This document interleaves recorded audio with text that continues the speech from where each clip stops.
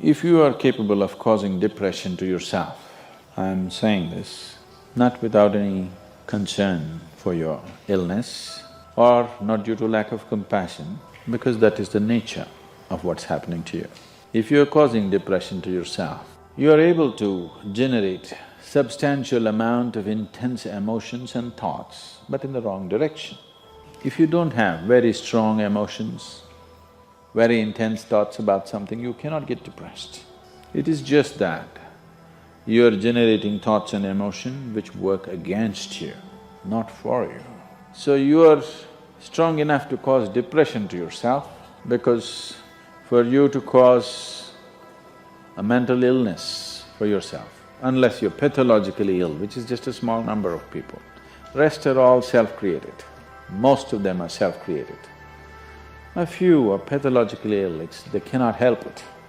It just comes from within because of genetic and other factors. Almost everybody here, if we train them towards a certain kind of thought process and emotion and push them a little bit with the outside situations, almost everybody will go lose their mental balance. They will become clinically ill.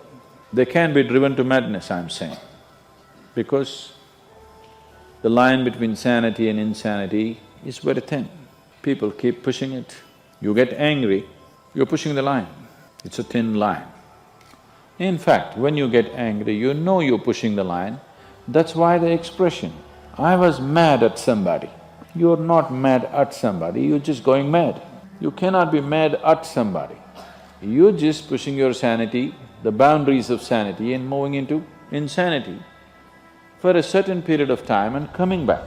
You do one thing every day, you try this, 10 minutes a day. Try intense anger on somebody. You will see in 3 months' time, you will be clinically there. Yes, just try it if you want, because if you keep pushing the line, you go mad and you come back, you go mad and you come back, one day you're not able to come back, that's all. One day you're not able to turn back, then you're clinically ill. You must understand, even if you got angry for a moment, you're already ill. Maybe you don't get the certificate of diagnosis. They don't slap a certificate on you that you're gone, but you are going, isn't it? You think it's your right to throw tantrums, you think it's your right to get angry with people, you think it's your privilege to be depressed so that you'll get attention from somebody. You keep playing this, one day you will not be able to turn back.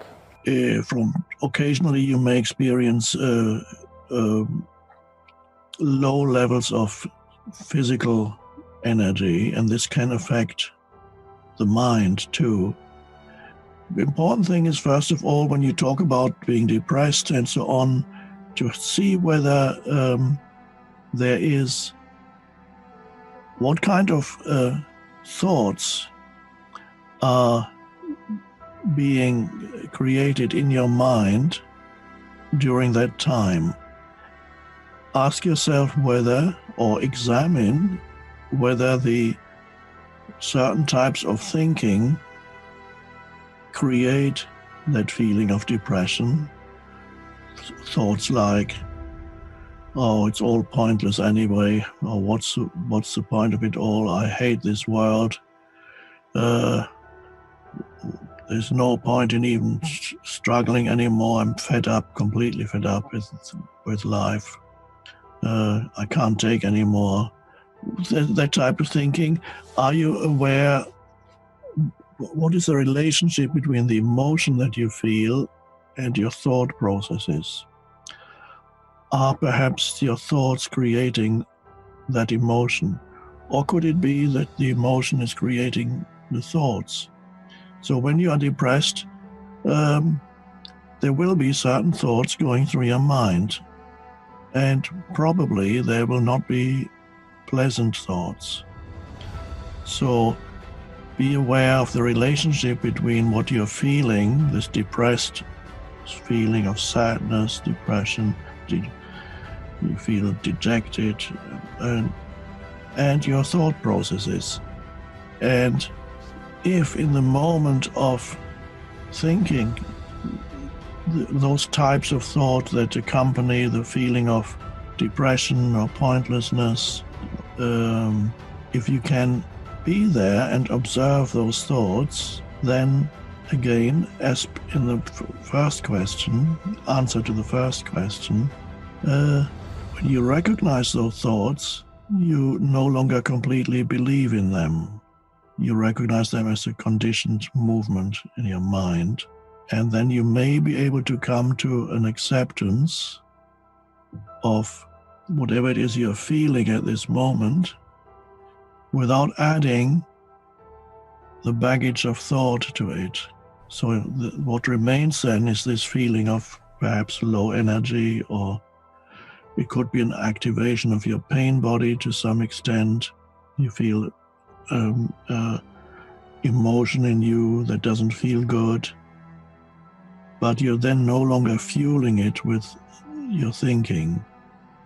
So if there's enough awareness in you while you're going through a period of depression,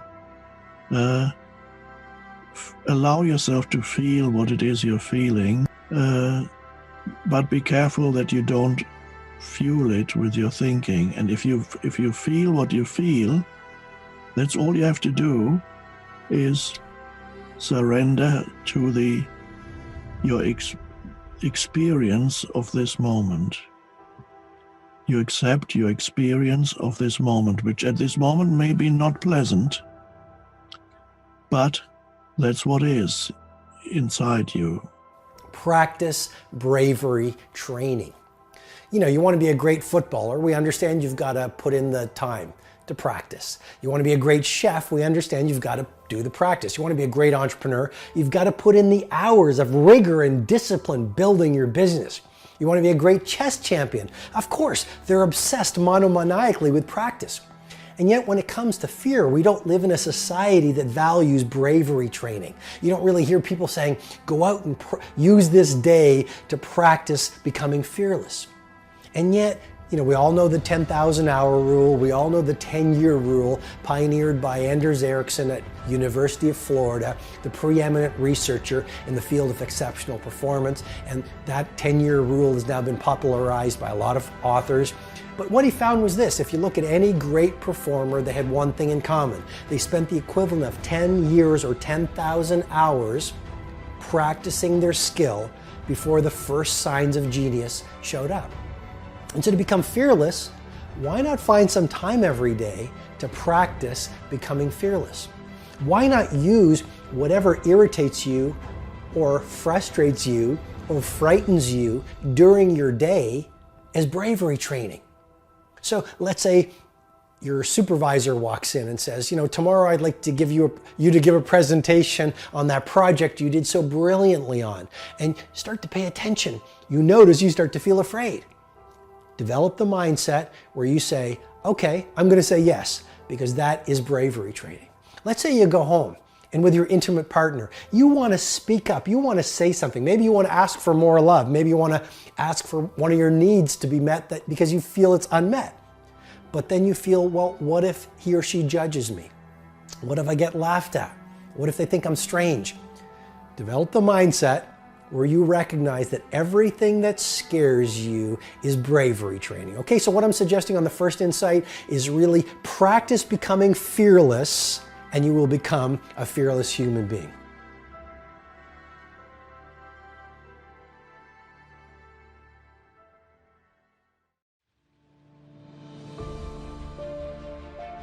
Look at the wall, you run into it. You cannot even look at the wall, you pull the steering wheel into the wall. So when there's a crash at 215 miles an hour and there's smoke everywhere, we are trained to drive right into the smoke. Can you imagine that? Imagine the fear level of driving into the smoke at 200 miles an hour when you know there are crashed cars in front of you. That's what you do as a driver to win. That's what you do as an entrepreneur to win. That's what they do as an entrepreneur. My fever's like 110. All right, so you gotta be willing to drive in there. Here we go. You got 8 years left. Want to learn to bend time? You want some help with time? How do we manipulate those 8 years? Do you want to know, yes or no? Okay, here's how you manipulate that time. Who says a day is 24 hours? Who says that? Someone just made that crap up. Why can't a day be 23 hours? Why can't a day be 8 hours? A day can be 8 hours, by the way. I started it 10 years ago. I run 8-hour days.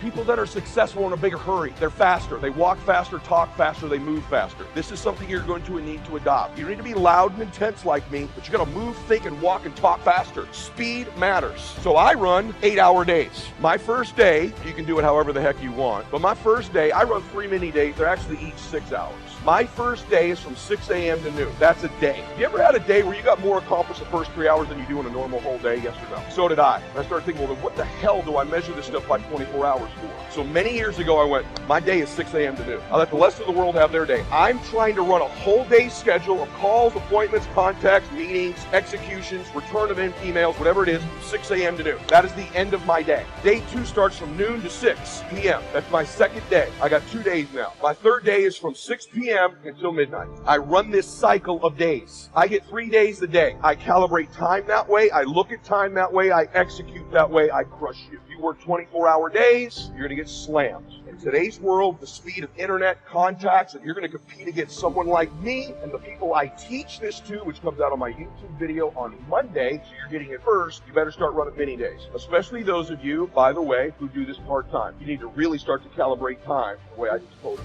A day for you going forward is 6 a.m. to noon. Your second day is noon to 6 p.m. So if some of you are going to be at your job for the first 2 days, you've got a brand new day when you leave there, and you're 6 p.m. to noon. If you're going to be a real entrepreneur, real part-time, you bend time. What that does for me is it allows me to measure myself every window, every day. At the end of that day, I measure and adjust and calibrate. I actually have a clock that goes off in my head every hour. To this day, top of every hour, what do I do to execute? What do I need to do to move closer to my goal? What do I need to do to change? A little psycho, but it's what I have.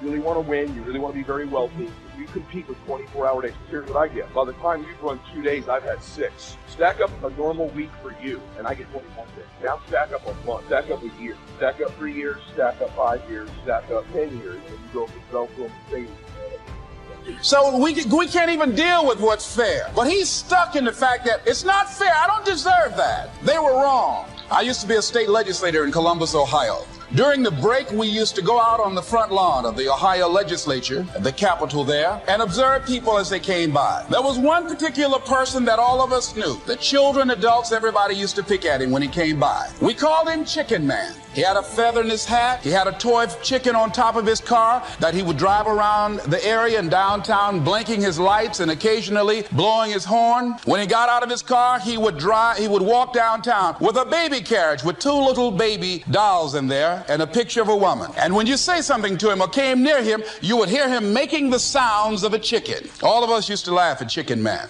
We didn't know Chicken Man's story. Chicken Man woke up one morning around 3 a.m.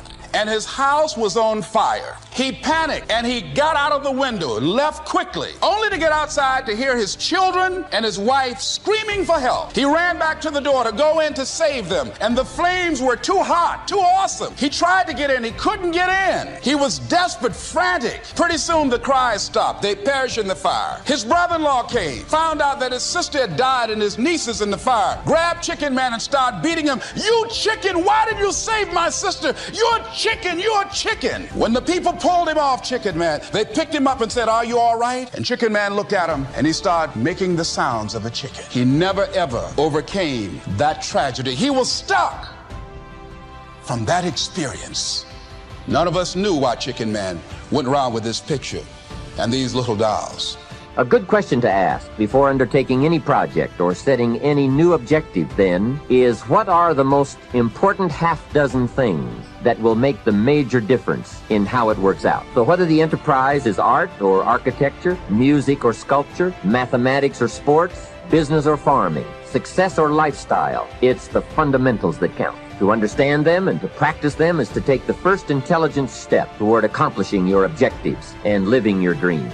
The second key word for us to consider is wealth. Wealth is a word that brings about a wide variety of mental images, and that is part of my purpose in these cassettes, to provoke that wide variety of mental images, for that is where the dreams are, that is where the inspiration comes from, and that is where true incentive is born. The mystery and mixture of mental image, the stuff and the staff of life. Its right use, its constant use is the way to a life unique and a life abundant. Now, to one, wealth means having enough financial substance to be able to do whatever you wish to do with your life. To another, it may mean freedom from debt, freedom from the constant claim of obligation. To yet another, it means opportunity. And to many, wealth means $1 million. That's a unique word, millionaire. It rings of success, freedom, power, influence, pleasure, possibility, benevolence, and excitement. Not a bad mental image. Most of you have these stats, but I pulled them because I think they're interesting. Because I'm talking the Old Testament stuff, and you might say, well, that's outdated, and we don't need to hear that. These latest stats say 1,500 pastors leave the ministry permanently each month in America. 1,500 running out the door every month. In America alone, that's a lot. Imagine 1,500 people leaving your church a month. 1,500 people, pastors a month, say, a month. 4,000 new churches start each year in America. 7,000 churches close each year. If you got 7,000 closing and 4,000 start, that's that number. You've been hearing a lot about pastors and divorces, big pastors and big preachers. There's a lot being said about people getting divorced. Oh, bless God. Oh, see, because when you're big and you have a problem, it gets a lot of publicity and people get tie in and talk about it like you're an anomaly, like you're an exception. Let me give you some reality check. 50% of pastors' marriages, of pastors' marriages end in divorce. So it's not just the big ones you hear about. It's the little ones too. It's just that when you're big and you get a problem that little people have, they get to kill you for having it. 50%? Gosh, that seems like a lot. That seems like a whole lot of people. 80% of pastors spend under 15 minutes a day in prayer. Maybe that's some of the problem we have. And nearly 60% of pastors secretly want to get out of ministry, but have no way to sustain themselves aside from what they're doing it for the binges. The passion is gone. The thrill is gone. They're in the middle of their lives. They can't start over in a new position. They've got too much titles and too much influence, and they're embarrassed quit, and they're hanging on by a thread. Those are huge statistics. And if those statistics are accurate, then you could assume that there is at least 10% of the people in this room are sick of just sick. Oh, praise the Lord. How you doing, friend? I'm doing good. How you doing, man? The meaning we associate to things controls our entire life. It's not that your mother or father died that's giving you suffering. Certainly that's painful. It's the meaning you think it shouldn't have happened. And when we take control of the meaning, it's the only thing we can control in our lives. We can't control events. And we're living now where technology is happening so rapidly. It's magnificent what it does for our lives. But we all know with that technology, our psychology is not developing as rapidly. And as a result, the world's changing. And there are a lot of us that have learned to engage with technology and use it to maximize. Most people in this room. There's lots of people who use technology to disengage, to be harmful to themselves and to other people. It's not a one-way street. So I'm interested in how to maximize the psychology side. That's why I'm sharing this with you. So you can increase both your leadership skill, but who do you have to lead first to be effective, my friends? Who? Yourself. And so good to see what's controlling you. Well, what I'm focusing on is controlling me. You can focus on something, you make yourself crazy. You can focus on something and make yourself great. In this moment, you can be worried about Ebola, because we all know it's coming. People are freaked out all over the world. 36,000 people die a year of flu, and the whole world is focused on Ebola. Because the news is not designed to inform you, it is designed to startle you. That's how you sell things. So if you let someone else take control of your focus, your life will be in someone else's hands. So first decision is what you're going to focus. Second meaning. My father that day focused that he had to take care of his family, and the meaning was, I know what it was because he said it out loud, that I'm worthless. And when you come up with a meaning, it produces an emotion. And if you and I want to look at the quality of our life, there's only a way to find it. One way really, that's real. How do you feel every day? If every day of your life you got $1 billion and every day you feel guilty or angry, by the way, nothing worse than an angry rich man or woman, isn't there? You just want to slap them, don't you? How do you have the right to be angry? They find a way. But if you got $1 billion and you're angry and you're pissed off and you're guilty all the time, what is the quality of your life? Angry, pissed off, and guilty.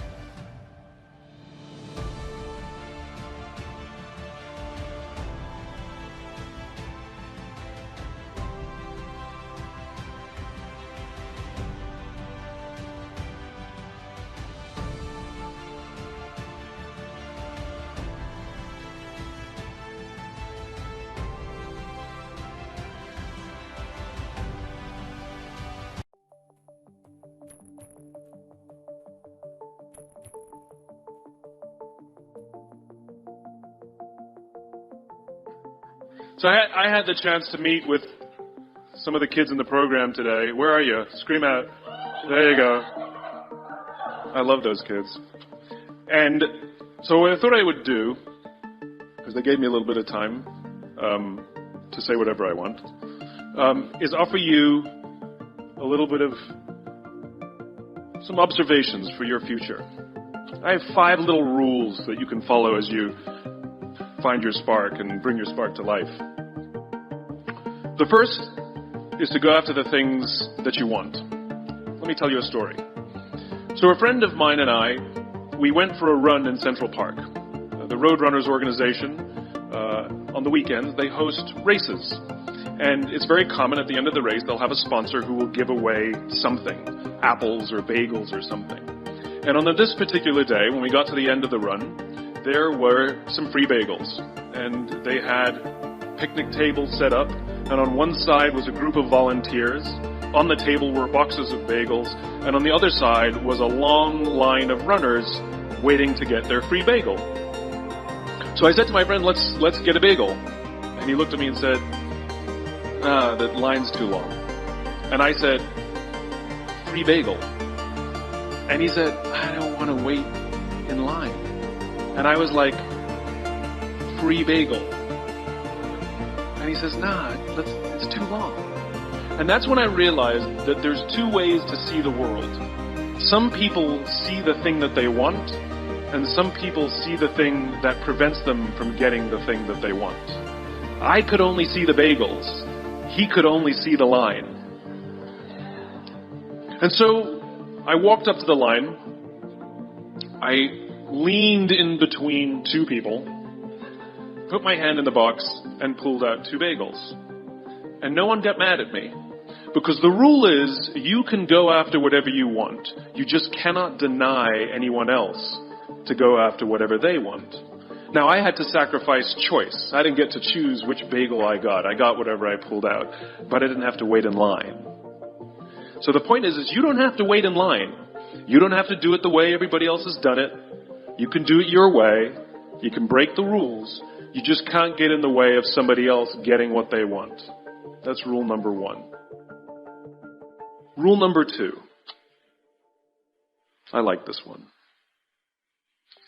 In the 18th century, there was something that spread across Europe and eventually made its way to America called puerperal fever, also known as the Black Death of childbed. Basically what was happening is women were giving birth and they would die within 48 hours after giving birth. This Black Death of childbirth was the ravage of Europe, and it got worse and worse and worse over the course of over a century. In some hospitals, it was as high as 70% of women who gave birth who would die as a result of giving birth. But this was the Renaissance. This was the time of empirical data and science, and we had thrown away things like tradition and mysticism. These were men of science. These were doctors. And these doctors and men of science wanted to study and try and find the reason for this Black Death of childbed, and so they got to work studying, and they would study the corpses of the women who had died. And in the morning they would conduct autopsies, and then in the afternoon they would go and deliver babies and finish their rounds. And it wasn't until somewhere in the mid-1800s that Dr. Oliver Wendell Holmes, father of Supreme Court Justice Oliver Wendell Holmes, realized that all of these doctors who were conducting autopsies in the morning weren't washing their hands before they delivered babies in the afternoon. And he pointed it out and said, guys, you're the problem. And they ignored him and called him crazy for 30 years. Until finally somebody realized that if they simply washed their hands, it would go away. And that's exactly what happened. When they started sterilizing their instruments and washing their hands, the Black Death of childbed disappeared. My point is, the lesson here is, sometimes you're the problem. We've seen this happen all too recently with our new men of science and empirical studiers and these men of finance who were smarter than the rest of us until the thing collapsed. And they blamed everything else except themselves.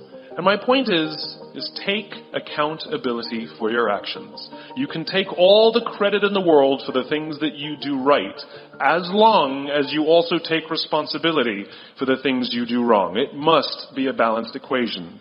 You don't get it one way and not the other. You get to take credit when you also take accountability. That's lesson 2. Lesson 3. Take care of each other. The United States Navy SEALs are perhaps the most elite warriors in the world. And one of the SEALs was asked, who makes it through the selection process? Who is able to become a SEAL?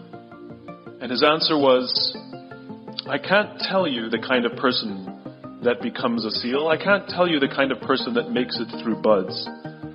But I can tell you the kind of people who don't become SEALs.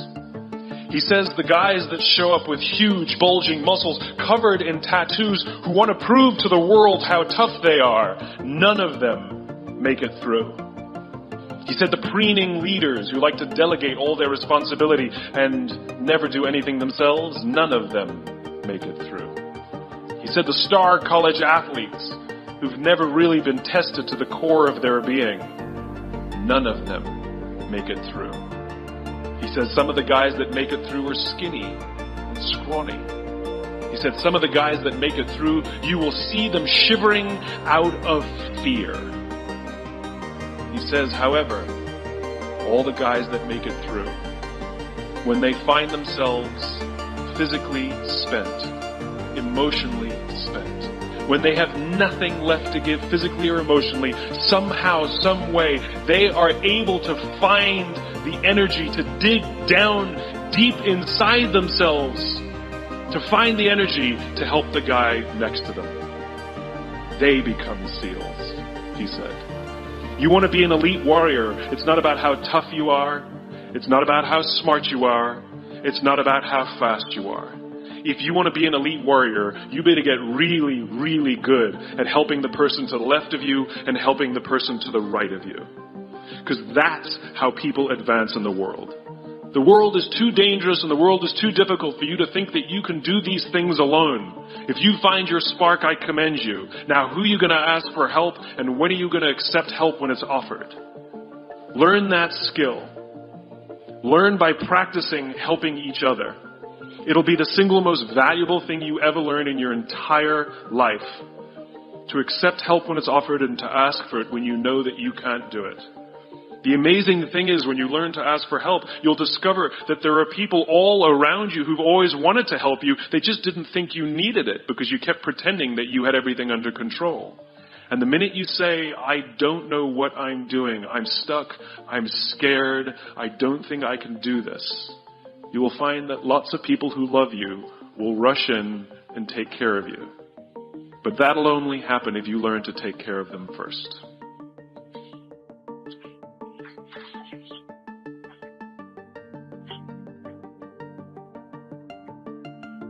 Lesson 4. Nelson Mandela is a particularly special case study in the leadership world because he is universally regarded as a great leader. You can take other personalities, and depending on the nation you go to, we have different opinions about other personalities. But Nelson Mandela across the world is universally regarded as a great leader. He was actually the son of a tribal chief. And he was asked one day, how did you learn to be a great leader? And he responded that he would go with his father to tribal meetings. And he remembers 2 things when his father would meet with other elders. 1, they would always sit in a circle. And 2, his father was always the last to speak. You will be told your whole life that you need to learn to listen. I would say that you need to learn to be the last to speak. I see it in boardrooms every day of the week.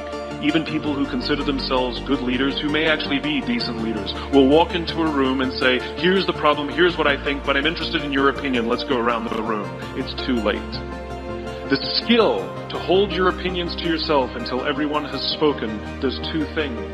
One, it gives everybody else the feeling that they have been heard.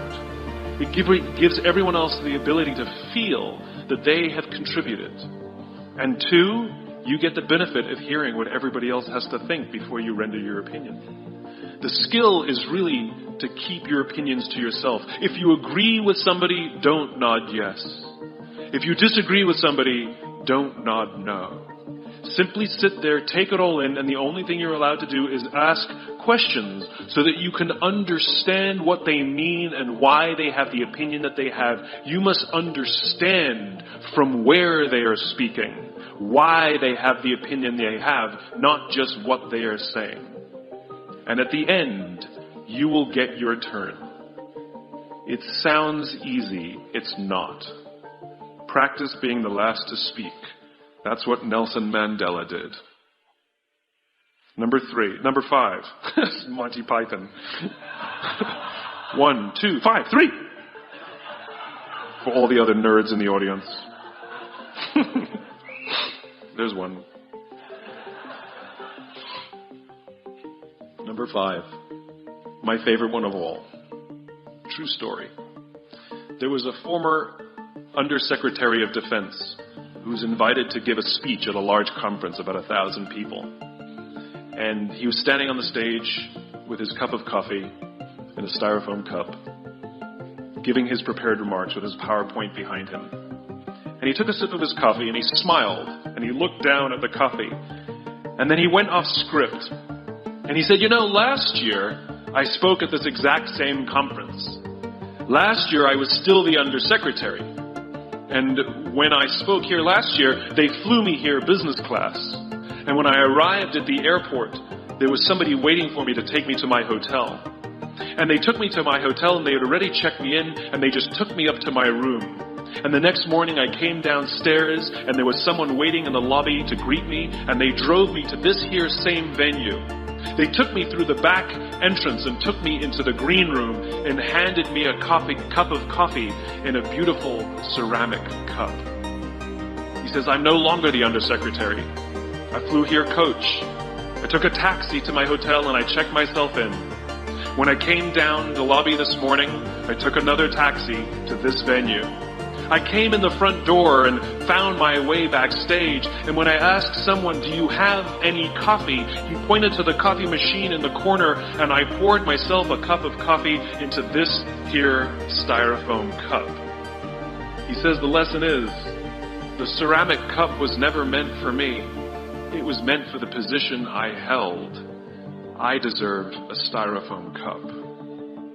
Remember this. As you gain fame, as you gain fortune, as you gain position and seniority, people will treat you better.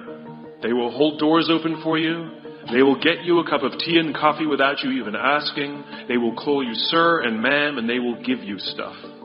None of that stuff is meant for you. That stuff is meant for the position you hold. It is meant for the level that you have achieved of leader or success or whatever you want to call it. But you will always deserve a styrofoam cup. Remember that. Remember that lesson of humility and gratitude. You can accept all the free stuff. You can accept all the perks. Absolutely, you can enjoy them. But just be grateful for them and know that they're not for you. I remember getting off the Acela. I took the Acela from New York to Washington, D.C. And I got off the train like everybody else. And I was walking down the platform like everyone else.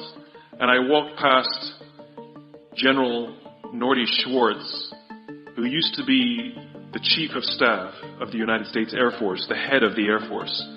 And here I did, you see a guy in a suit, schlepping his own suitcase down the platform just like me. And just a couple months ago, he was flying on private jets and he had an entourage and other people carried his luggage. But he no longer held the position. And so now he got to drag his own suitcase. And never did it sort of remind me more that none of us deserve the perks that we get. We all deserve a styrofoam cup. It was a pleasure meeting you guys this afternoon. I was blown away by your honesty and your curiosity and your poise. And I am confident that the future is bright, despite the fact that America looks like an absolute mess right now. I am confident that the future is bright for one reason and one reason only, because you will grow up and you will be our future. Thank you very, very much, guys. You're wonderful. Thank you.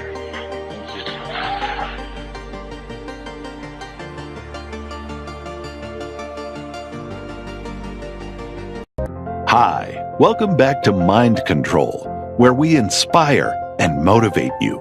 Hope you enjoy the video. It would not have occurred to me to blame my philosophy. Say, well, I got this lousy philosophy, and that's how come I got pennies in my pocket and nothing in the bank, things aren't working well. That would not have occurred to me. I found it much easier to blame the government, much easier to blame the tax problem. I used to say taxes are too high. See, but you can't use that anymore. I threw all that old excuse stuff away. I used to blame the traffic, the weather, used to blame circumstances, right? People say I'm too tall, I'm too short, I'm too old, I was raised in obscurity, raised on a farm, parents of modest means, all the stuff. If you were to ask me, how come you find yourself here, Mr. Rohn, age 25, living in America, land of abundance and opportunity, pennies, zero in the bank, not doing well, creditors calling, it would not have occurred to me to blame my philosophy.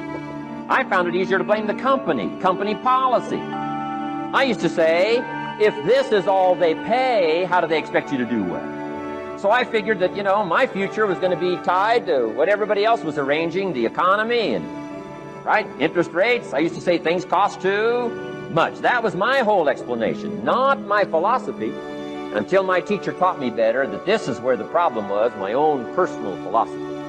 Here's what's exciting about each person's personal philosophy. That's what makes us different than dogs and animals and birds and cats and spiders and alligators. That's what makes us different than all of the life forms. The ability to think, the ability to use your mind, the ability to process ideas, and not just operate by instinct. In the winter, I'm telling you, the goose can only fly south. What if south doesn't look too good? Tough luck. It can only fly south. But see, human beings are not like a goose, can only fly south. I mean, you can turn around, go north, you can go east, you can go west, you can order the entire process of your own life. And we do that by the way we think. We do that by exercising our mind. We do that by processing ideas and come up with a better philosophy, a better strategy for our life, goals for the future, plans to achieve those goals. All this comes from developing our philosophy. Philosophy helps us to process what's available. Well, when we get here, we got seed and we got soil, and we got some rain, and we've got some what? Sunshine, and we've got some seasons, and what? The miracle of life. Now, the key is, what do you do with all this stuff? How do you turn all this stuff that's available here into equity, and promise, and lifestyle, and dreams, and future possibilities? All of this that's possible now with human beings, how do you take all this stuff and turn it into this equities and values? Well, it starts with philosophy. What is the seed? What is the soil? What is the sunshine? What is the rain? Is it possible to take some of each of all the stuff that's available and turn it into food, and turn it into value, and turn it into nourishment, turn it into something spectacular and unique that no other life form can do? And the answer is yes. But you cannot deal with all this stuff and what to do with it unless you start refining your philosophy. Think, use your mind, come up with ideas, and strengthen your philosophy. So the seed and the soil and the rain and the sunshine, this is called, the economy and the banks and the money and the schools and everything that's available out there, processing information, what to do with all that, and turn it into equity and value. That is the major challenge of life, my personal opinion. So each person's personal philosophy now is going to determine what you're going to do with seed and soil and sunshine and rain and miracle, the change of seasons. That's it. My personal opinion. Each person's personal philosophy is like the set of the sail. That's what this seminar is for today. Help you to trim a better sail. You don't need a better economy. You don't need better seed and soil. In fact, when it comes to seed and soil and rain and sunshine and seasons and the miracle of life, that's all you got. Now, what if you blame this stuff? then you're blaming all you got. If you blame the economy, and you blame the schools, and you blame the teachers, and you blame the sermons and the preachers, and you blame, the marketplace, and you blame the company and company policy, what else is there? When some people get through with their blame list, there isn't nothing else. That's all there is. And if you blame the only thing you've got to work with, I'm telling you, it's called mistake colossal. In not understanding that that's all you've got to work with. And if this is all you've got to work with, then you don't change the seed, and you don't change the soil, and you don't change the rain, and you don't change the sunshine, you don't change the seasons. Right? God says, I'll take 3 springs, 4 summers, 9 falls, no winters, and no. You can't fool with this stuff. You got to take it like it comes. Then what do you change to make your life work well? You got to start with your philosophy.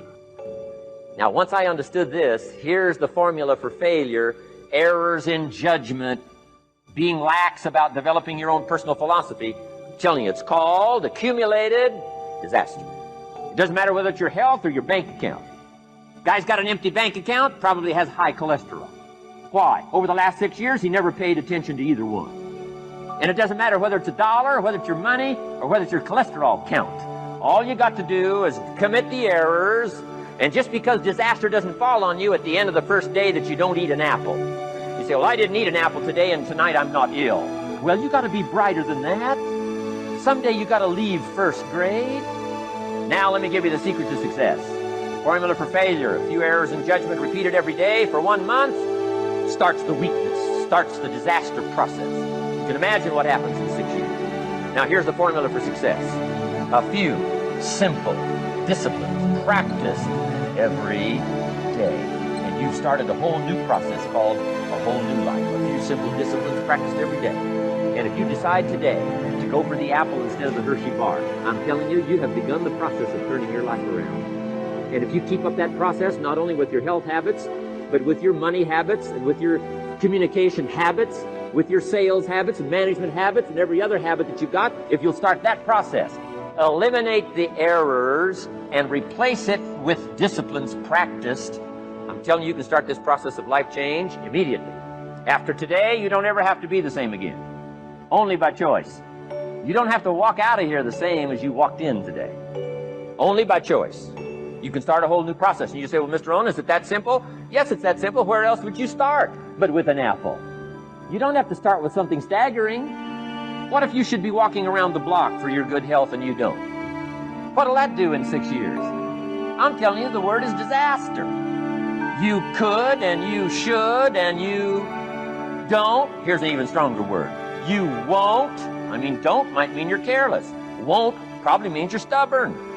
And either one's called disaster. Could, should, don't. I'm telling you, that's why at the end of 6 years, I found myself with pennies in my pocket, nothing in the bank, creditors calling. Could, should, won't. Could, should, don't is called disaster. Now, how do you change all that? The next 6 years, I got rich. The next 6 years, I became a millionaire. By the time I'm 31, I'm a millionaire. How about that? You say, well, Mr. Rohn, what happened? Well, strangely enough, during that second 6 years of my economic life, the government was about the same. I'm telling you, taxes were about the same. My negative relatives were the same. I'm telling you, the economy was about the same, and prices were about the same, and everything else was about the same. Circumstances were about the same. Then how come I got rich? How come I totally changed my life? I was not the same. Somebody says, well, what did you go to work on to do all that? I started with my philosophy. I started amending my errors by doing some better thinking, changing my mind, coming up with ideas that I didn't have before I met my teacher. And once that whole process started for me, I'm telling you, I changed my whole life. Within a 6-year period, I was never the same. We'd like to thank you so much for watching till the end. Don't forget to share your thoughts in the comments section. Please also like, subscribe, and share this video with your friends and families. Please watch our other motivational videos. Thank you again.